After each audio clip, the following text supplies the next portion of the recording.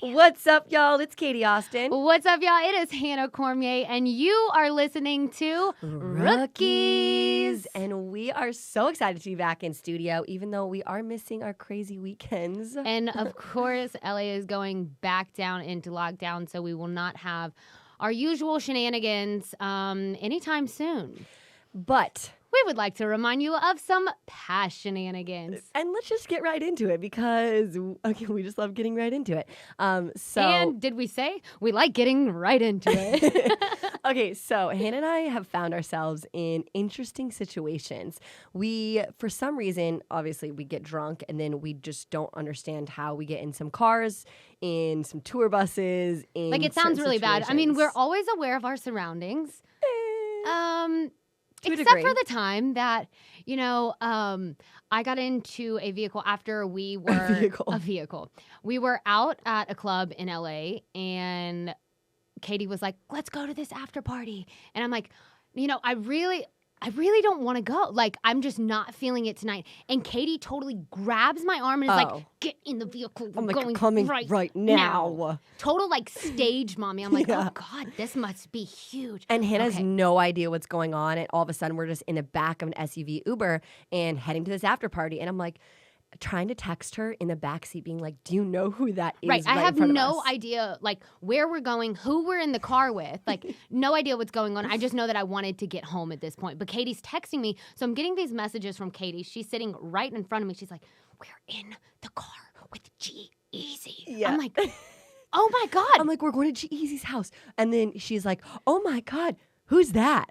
Yeah, which one is he? I've heard his music, and I literally had no idea what G-Eazy looks like. I have no idea who he is. Know his songs, and get some money, Yeah. And I'm like, oh, I text Katie. I was like, oh my God, is it the one that's to the right? She was like, so there was 3 guys in the car, and then me and Hannah, and then one of the guys was G-Eazy in the car, and we're looking at all 3. G-Eazy's on the left, and there's 2 other guys, obviously on the right in the middle. She's like, oh my God, is it the one on the right? I'm like, are you freaking kidding me right now? You have no idea who G-Eazy is. Actually, starting with that intro song is so bad because now I want to whisper this whole podcast.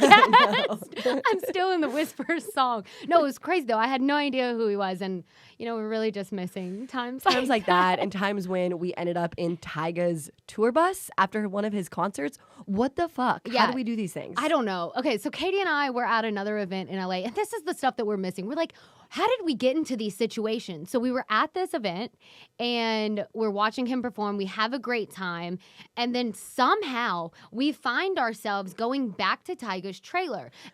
I think it's because we are first off, we're very smiley. And I think, when someone from his team sees, we're, having so much fun to his songs. And by the way, we're not, trying to go backstage. Right. It's not video hoes, trying. We weren't trying to be video hoes this time. Sometimes, last episode we talked about that, but this time we definitely were not. We sound like we suck so much. Bad. We suck so badly. Sorry, we're just so pretty that they wanted us backstage, you guys. No, fuck that. We have no idea how us degenerate selves got into his tour bus, but next thing you know, we're watching a show. We ended up eating fried chicken in his tour bus for 2.5 hours. No, we go into the tour bus, and the first thing that we see, we have blinders on, starving. We're fried chicken, cookies with the icing on top. That's all I see. I'm Same. I am so hungry. I'm about to devour all of this food. Slurp the chicken off the bone, hiding cookies in my purse. And then we look over, and it's just Katie, Hannah, Tyga, and Tyga's boo. And his manager. It was 5 people in the entire tour bus. And when I tell you, it was the weirdest experience of our lives. In both these situations, G-Eazy and Tyga, silence. They don't speak. It wasn't a cool situation where we have this really awesome story to tell. It was we were having the best time at the club before, the best time at this party, this event. We were having so much fun. Then we get into these intimate settings in the trailer and we're like, yeah, with celebrities or singers or artists that the whole entire world will think it's so cool. Yeah. But at the same time, they're not that cool of experiences.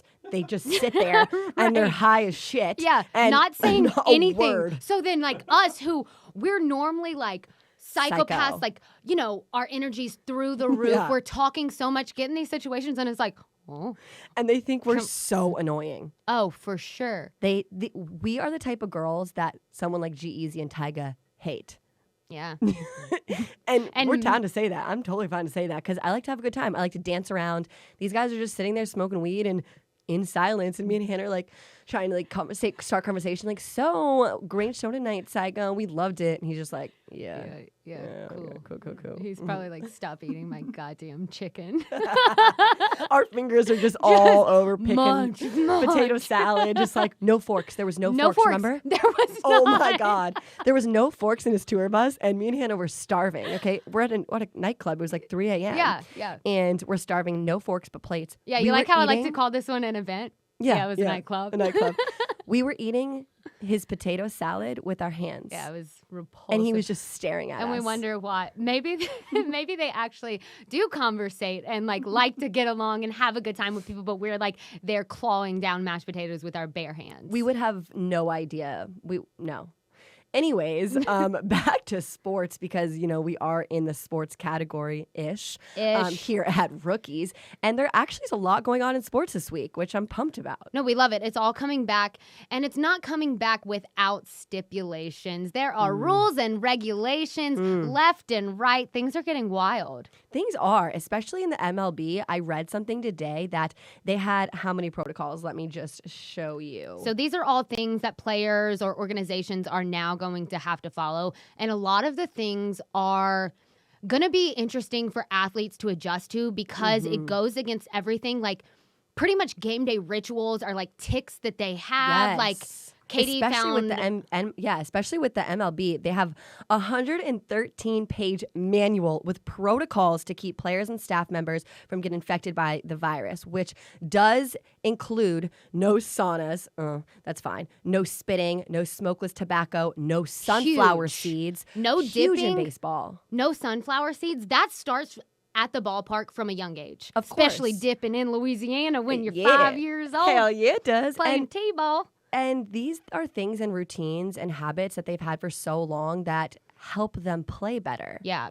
So it's going to be crazy to see because a lot of people are going to accidentally spit. I wonder if they're going to be fined or something, you know? Right. Well, because that's what you normally do. You just like dip in and you spit and dip in, no pun intended, because they got dip going on.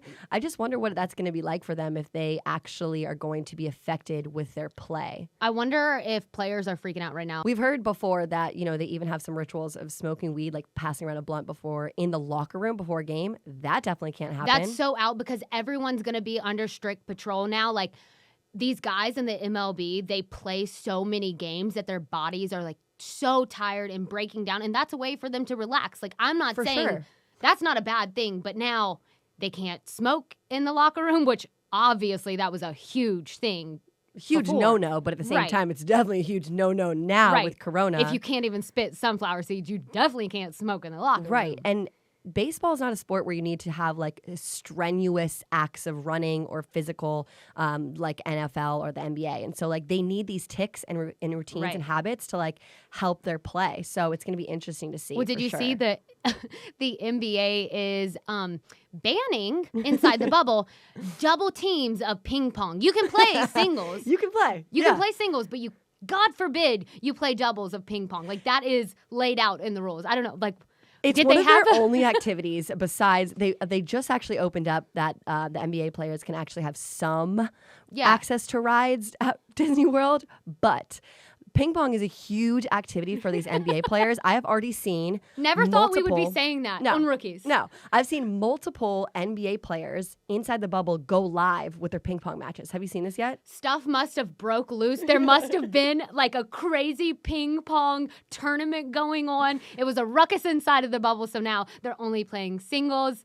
It's cool, though. We saw the inside of some of the players' rooms. Like, you've got Lou Will. He's got his whole studio set up. Tequila. Like, the inside look inside of the rooms in the bubble is pretty cool to see, though. It is. And I think, well, first off, they are comparing it to a prison. Some players have said, like, this is absolute hell. And it's you're like, in you're a still resort. Making millions of dollars. Right. Be you're quiet, in a resort. diva. You're not in a Motel 6. Sorry. We've seen the pictures, the gallery of where you're staying. Like, It's not that bad, but I do have to say the one thing that they're really complaining about is the beds are so terrible, which I do have to say that's kind of fucked up because athletes need a really good night's sleep. For sure. And you need a place to recover. Like your body's going through hell, especially after you've been quarantined and you haven't been getting like your workouts in like you normally would. If I was a mattress company right now, I am hopping on that promo. Yeah, come on. Yeah. That's great marketing, especially there's no couch in your hotel room usually. These hotel rooms are squares with a bed. Where else are Another great sit? way to sneak in people, hide in a mattress box. Hey, Katie's infiltrating the bubble. Another way. Trez from the Clippers, actually, he woke up from a nap. It was so funny. On Twitter, he was like, man, I just woke up from a nap. There's all these crazy things being said about me. Some girl tried to claim that he invited her in the bubble. He's like, man, I was just napping. I didn't invite any girl out here. I was like, oh no, was it Katie Austin? Oh my gosh, I have to be very careful about infiltrating the bubble then. Right, yeah. Oh no. So look out for mattress boxes. Katie's hiding in gosh. If I am dressed as Rapunzel in the next 3 weeks, you guys will know why. Because they now have access to Walt Disney World. Right. But also the NBA is doing something really cool. They are allowing players to represent a message or a cause on the back of their jersey instead of wearing their own name. And I think that is so awesome that they're allowing players to do that. Sure. And I mean, I think it's really awesome that they're giving that chance to kind of have a voice. Another thing we saw with jerseys, switching sports here, NFL. We are just such sporty girls. Sporty. Talking about the balls. We love to see all sports being talked about at Rookies. I thought you were going. Yeah. Okay. So the NFL has banned jersey swapping at the end of a game. Okay. Here, let's just take a little minute to talk about this. Listen to that. Because of coronavirus and swapping of bodily fluids, the NFL has said we are not allowing jersey swaps. It's a tradition that players have done for a while, a way to show respect to a fellow team that you played. But did the NFL forget the entire game is about contact? Swapping bodily fluids? Like the whole time you're smacking someone like sweaty. God forbid at the end of a game they swap jerseys. Right. You still have spit flying through helmets. It doesn't protect anything. Like the name of the game is not exchanging bodily fluids. I know that. It's about getting touchdowns. Okay, we get all right, it. You're going all Penn State on us, Hannah. That was really fucked up. I'm really sorry. I'm so sorry. That was such a dark ass joke. That was really dark. We've been watching a lot of dark documentaries. We gotta go. Bye. This was actually the end of Rookies. No, we're just kidding. Another thing with jerseys and swapping jerseys kind of reminded us about jersey swaps that you do within your own personal life or more so dating life. You could say that relationships are kind of like a giant jersey swap. I know that myself personally, I love whenever I'm in a relationship with someone, saving that one token or that one piece of clothing from each relationship. It's kind of like a serial killer takes a token, like they might keep an ID card or like a tooth or something. We're going really dark in this episode in the last 5 minutes, Hannah. Guys, this is a pandemic. People are depressed.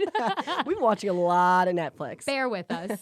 No, but I personally have an article of clothing from each person that I have dated. Yes. Like no, me too. And it's not trying to be weird. It's just more so like it's not like I have collecting.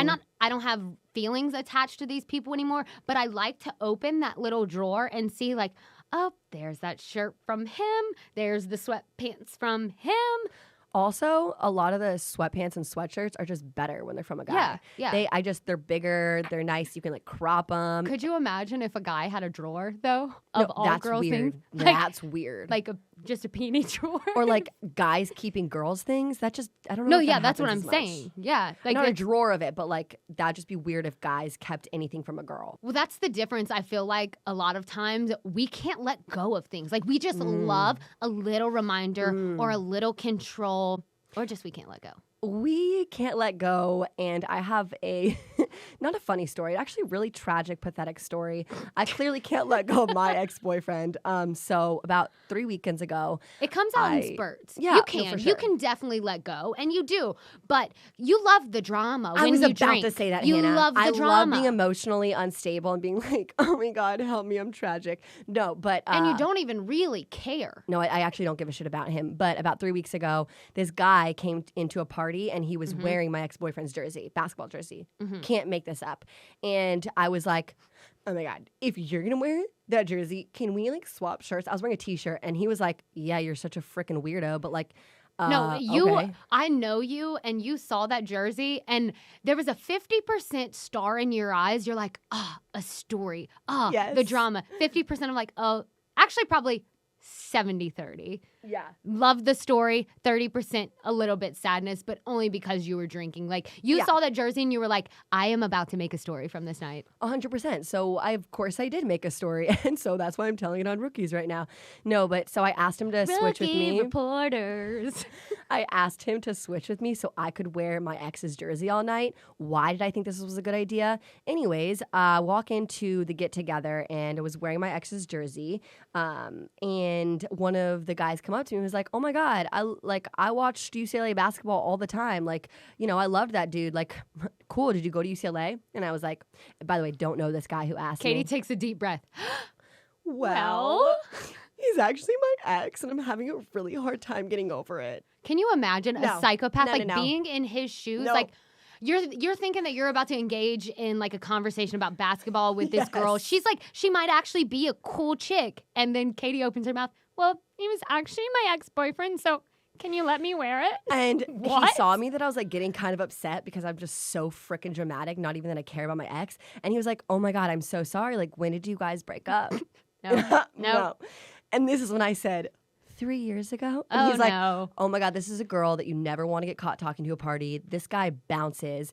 And I bring Hannah outside being like, why am I not over him still? And Hannah's like, maybe because you're wearing his jersey. Because you asked a stranger who you don't know, can I wear this jersey? What? Can I take the clothes off your back? It was my ex's. I think it's just because I haven't liked a boy in so long that I just wanted to feel something. You know, I wanted to like, when sometimes when you're just like wanting to feel the breakup again because you're just like haven't felt empty anything inside. in a while. Yeah. Well, whenever you go through a breakup, like I will keep the clothes, for a while, keep the clothes that belong to the ex, because you never know when you just might want to like be a psycho and pop up into their life.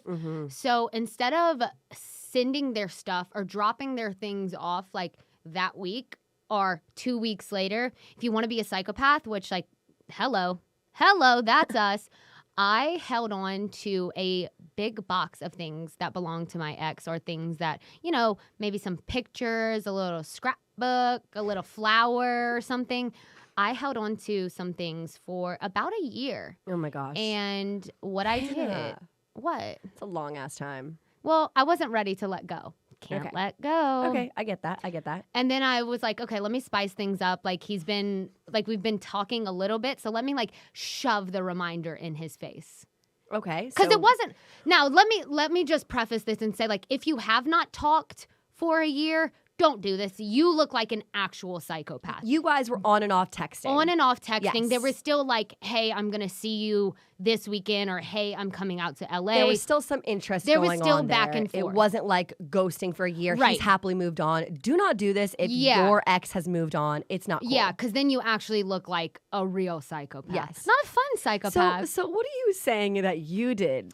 So I boxed up these things. It was actually on my birthday. I was like, wow, I really love this for me. I'm growing up. I'm becoming a mature woman. I boxed up all of our stuff, his stuff included, and got the perfume that I would wear whenever we were together, like my scent that I wore at this time.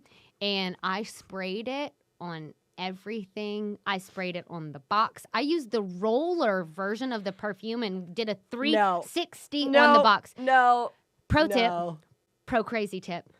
If you are sending back a hoodie, you spray it on the collar of the hoodie. So whenever he puts it on, you get a full face full of the perfume. I'm not speaking because I'm speechless. It worked. Oh my God. It worked. Hannah, I kind of have like chills on my body because you're kind of scaring me right now. He called me and he was like, oh my God, I just got all this stuff back. It smells just like you. I even went to my guy friend and showed him and was like, wait, doesn't this smell like Hannah? I'm like, oh yes, my gosh. score. And this is why girls sometimes scare me. No, because we're terrifying. We overthink everything. Yeah. And like I'm thinking is this major thing in my life. I was like, yes, I win. I reminded him. And he just like threw the box in the trash can. Like, and he put it in the laundry machine. He was like, oh, it smelled like Hannah. Disgusting. Let's throw that in the wash. Before I wear this shit. But like if you want that, if you want to spice it up, just, spritz your perfume and send it back. Oh my gosh. Yeah. That's good. Yeah, great. Hey, great crazy girl tip. Love that. Yeah. Psycho Girl Hacks by Rookies. It's a new segment coming to you soon. Love that. Anytime. Yeah. We're doing it for the podcast. I did this years ago for the podcast. Let's just make that excuse. Yeah. I feel like the reason, going back to, I wore my ex's jersey 3 years later and I'm like still sad about it, is I feel like I am the type of person who always like tries to fill the void between like my exes and like getting over a guy and stuff. And like, I feel like you are the perfect person that doesn't try to fill that void. Yeah, if like, you know what I mean.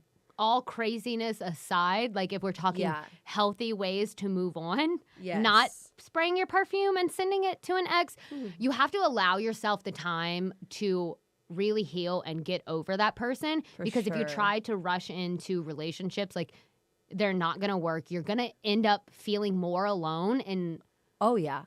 That's what that's what happened with me and my ex relationship. Like I dated a guy for, so many years. And then about 2 months after we broke up, 2 or 3 months, I got in a very, very serious relationship again. And I constantly compared to my ex. I was obviously not over my first boyfriend. Yeah. And so I feel like, Hannah, you really did this well, because the one we were talking about, the whole Jersey thing, the one you spray perfume about, that ex, you actually allowed yourself 2 years to fully get over him before your next relationship. Right, to let all the crazy out that I needed. Like to get all of the psycho antics out of my system, because obviously I was not over him if I was sending him a box of shit with my perfume sprayed. I get it, people. Yes. But I did allow myself that time afterwards it took a while. It took about like 3.5 years. For sure. But I allowed myself that time to heal, and I am now in like a really healthy relationship. And that's because you took that time. Because I did. And for me, I need to learn from you. I'm the complete opposite. Even in smaller senses. Like I know I went from, serious relationship to serious relationship right away, which is bad. And, you filling the void in that way with a serious relationship. But even in smaller senses, I fill voids in ways that should not be done. And, we always joke here at Rookies. No, but we joke here at Rookies that, how to get over him and like all this like toxic advice. But at the end of the day, like, if you go on to the next guy or you try to fill that void with another person, you're just going to end up feeling more lonely, and it's not going to work because you're going to constantly compare that next person to your last. Right. And the reason that you're not with this person is because they didn't fulfill you, or that was not your person. So allow yourself the time to get over them. Allow the time to love yourself, because until you can love yourself, you can't love someone else healthy. Like that is just getting deep. Yeah. And I mean, not even on a love level, like not even on that serious relationship level, like over the weekends, relating it back to us, but I actually was invited to a party by a guy that I don't give a shit about. Like couldn't care less. I've ghosted him so many times, but my crush, the guy that I actually liked, wasn't responding to me and like wasn't really giving me the time of the day. Okay. So I fell back and I filled my void with someone who I ghosted in the past. Who you don't care about. There was a guy that you liked. Yes. Actually liked. And then there was a guy that liked you. You didn't really care about him. Right. Yeah. But because the guy that I actually liked wasn't giving me the time of the day, I was trying to fill a void with a guy that I didn't give a shit about.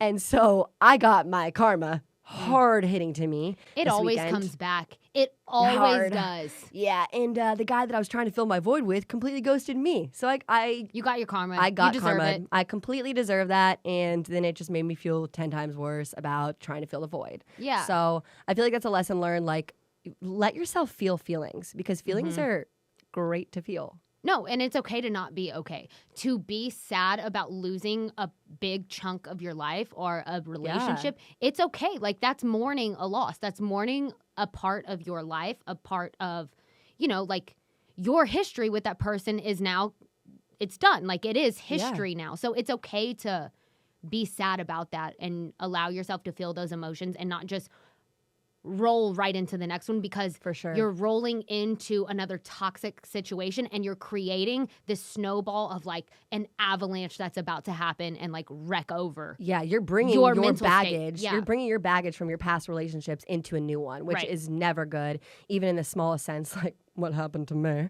And so, you know, someone might say, like, I was in my last relationship for the wrong reasons. You were in it for the wrong reasons. I definitely was. I was in it. I was trying to text this guy over the weekend for the wrong reasons. Like, I do that a lot, I feel like, you know. So it brings us to something that we've never talked about on Rookies, but I think our listeners are definitely interested in Bachelor talk. And how does that transition work? Because a lot of the people who are going on The Bachelor are also in it for the wrong reasons. And so we wanted to bring this up because Bachelor season is upon us as they're filming the new season right now. And of course, like they announced the new Bachelor a few weeks ago. And so actually, Hannah has a very good story about trying to be on The Bachelor. Here's the thing. You know how we were talking about the time that you need to allow yourself to get over a relationship? Well, during that period for me, before I was actually over my relationship, I was trying to get on The Bachelor hard. Season after season. I went to an actual like walk-in casting. Like I sat and waited. I talked to someone in front of a camera and went through casting. Oh my gosh. Not only did I do that, I submitted an audition tape, which was probably one of the most embarrassing videos floating out there of me. Like, I can't tell you the shit that's on that video. It's so embarrassing. I have to see it. I vlogged. I did vlog style. I was like, come on and spend a day with me. I filmed myself, walked over, put my camera down at the gym, kickboxing and punching a punching bag, then picked up the camera. Okay, and now I like to drink a smoothie. Oh my God, stop. Then, so what I see from this right now, no offense to you 2 years ago in any way, but I can't see you doing this right now. No, it wasn't even like that. I was just looking for something, like something to make me feel, like you said, alive again. Yes. Inside of that submission thing is what I'm going to call it. I had a letter to casting producers that said, oh gosh, no, I'm so embarrassed. Drinking game optional whenever you watch this. Drink every time I say y'all. Drink every time. It's a really good idea, and I'm actually surprised you didn't get picked. Like, I'm very surprised. Like that? I really like that. I think it's very creative. And also, Thank you. I feel like, you know, it's kept me up at night. I'm like, maybe if I didn't put that letter in there, then they would have picked me up for the show. No, but I do think, no offense to your state that you were in 2 years ago, but you would agree with me. Trust me, I have tragic times. You were a little bit tragic at that time. Oh, yeah. But I think a lot of girls that and men that apply to us are in that tragic state, and that's why it does make good TV. Yeah, they've got the void. They're looking to fill the void. And like we said, crazy things happen whenever you're trying to fill a void. You don't want it to be televised. Thank God I didn't get picked for the show. Hannah, could you imagine? We would not be sitting here on Rookies right now. No. I would probably have my own podcast. Honestly, you probably get millions of followers off The Bachelor because they go on the show to get millions of followers, and then they cash out with these influencer deals, and they're like, boom. But so I know Colton, that was Bachelor a few years ago. Yes. We work out at the same gym, and he told me, he literally goes, Hannah, I don't know if you'd be good for Bachelor, but you'd be great for Bachelors in Paradise. Yeah. I was like, because all they do is get drunk on a beach. I was like, that is the biggest diss ever. But like, thank you. Because you're like all fun and like you can't like chill. I can't chill. I can't be in a house like just drinking the wine. Like, I need a direct ticket to Bachelors in Paradise. Sign me up. Yes. Okay. Sounds good. No, but me and Hannah, we were looking because she's, filled out this application for The Bachelor before. And so we were looking at some of the questions. Okay. So Hannah did fill out, the Bachelor questionnaire, and you guys can find this online. It's not like she signed an NDA. Yeah. You can't find my application on there. That has been buried deep. But these are some of the questions if you are trying out for The Bachelor, what they would ask you. Have you ever been arrested, charged, or convicted of a crime? Have you ever had a temporary restraining order against you? Have you ever filed for bankruptcy? In your circle of friends, do you listen to the gossip? Do you spread gossip? Do you own binoculars? And what to look at? Swear that I'm literally reading that right now. Do you own binoculars? Yes. Do you own binoculars? And if so, what do you look at? What? Is that metaphorical? I don't understand. I don't know. Fucking hot guys on the beach? Like, what would you even say? Who owns binoculars these days? No idea. But these questions, like, I don't know about them. What do you think about these questions? What do I think about them? I think that no one owns binoculars. So, like, are these outdated? What are we doing? I really don't know. And then, of course, one of the questions is, would you want to find your spouse on TV? And, of course, every single person who tries out for The Bachelor is going to say yes, even though sometimes they don't. Right. I just don't know if I would want to enter a relationship or might be married to someone who wants to be The Bachelor. I think the question asking if you would want to find your spouse on TV, yes. I would be totally cool with that because it's like a documentation of finding your relationship. Like, I went on reality TV and they documented a huge move in my life from Louisiana to doing what I'm doing now. So that aspect I would be totally okay with. Now, if you ask me, would I be okay with dating someone that's dating 30 other people? Yes, absolutely, if I'm on The Bachelor. You guys, she is still casting. No. I mean, I agree. I do think that I can find, a love on TV, but at the same time, I don't know if I want to be with someone who wants that fame from a show. No. So we're really into Bachelor Nation and all that, and that actually became one of the shows that the guy that I'm dating in the beginning stages, we watched Bachelors in Paradise, and so I'm loving the cast members, and I go and look, and I'm like, oh, that's weird. The guy that I'm dating is following one of the girls that's on the show. She follows him. I'm doing my stalking, and I say, oh, well, they've like pictures of each other. So just like the crazy girl inside of me is like, wait, did you like, do y'all know each other? And then he got weird. Like the face just kind of like got weird. I'm like, oh, you're a terrible liar. And this is our show. Like we watch Bachelor in Paradise weekly, religiously. That is our show. And I was like, wait, did you and her hook up? Well, also gut feeling. Girls just know when their face, if you ask that question, you just know instinctively that they did hook up. For sure. And I was like, did you hook up with her? And he was like, yeah. And here's the thing. I'm not someone that's like, oh, you've hooked up with a girl, you're not allowed to talk to her, that type of like, I'm not territorial like that. My problem with this was like, you allowed us to make this show our show. Yeah. Like, you watched knowing that you've slept with this girl and like didn't say anything. And like, I just want to know. And you are a very chill girlfriend. Like, you don't care who he's hooked up with in the past whatsoever. Right. That was before you. Yeah. But to knowingly watch this girl that knowingly he has hooked up with and you have no idea. And I'm like, innocent little can't self. wait for this night of the week. We're watching Bachelors in Paradise. And he's like, I've had sex with this girl. Yeah. I'm like, no, I don't like that. That gives me an icky feeling of just like knowing that the guy that I'm dating and we're watching this girl that he's hooked up with. I don't know if I could. I mean, it still continued to be our show, because I'm that show. Yeah, and that's true. That's true. You actually are, though. But I have to say that kind of goes a lot for if you do live in LA, you kind of relate to this a lot because, there might be this guy that you're talking to who hooks up with models, Bachelor people, which actresses. is wild if you're not living in LA, which I feel like a lot of our audience isn't. So I would love to dive deep into dating culture in LA because it is its own game. It's wild. It's so wild how these guys don't want to settle down ever. Like, you can be 35, 30. I mean, this guy that I kind of like right now is 30 years old. So no offense, in any other state, you're like settled down. You might have 2 kids by 30. Mm-hmm. But in LA, you're 30, 22. You're just getting started. You are still frat boying it up. But this guy's 30 and he can't even freaking text me. He just sends me a DM. And the DM is the biggest cop out. For sure. Like, a DM is basically like, I don't like you enough to text you, but I'm nice enough to send you a DM so you're on my back burner. Exactly. And so you're in the roster. Exactly. So this is what we're kind of referring to. Last week I hung out with a guy, and the next day he did not text me that he had a good time.